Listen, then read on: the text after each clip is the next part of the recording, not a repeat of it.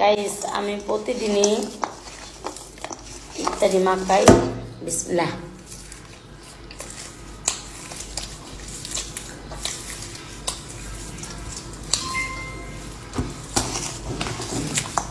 তেল তেল তেল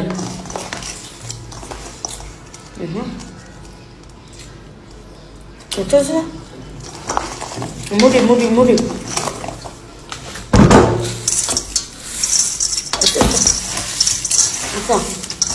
কলা কলা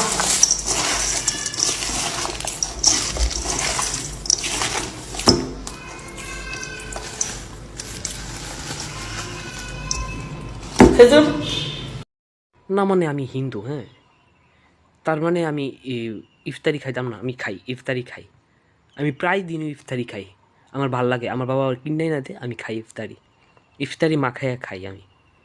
না মানে এইভাবে পশুর মতো কসলাইয়া কসলাইয়া কেডা ইফতারি মেখা খায়? হ্যাঁ, জানোয়ারের মতো যেমন লাগতেছে।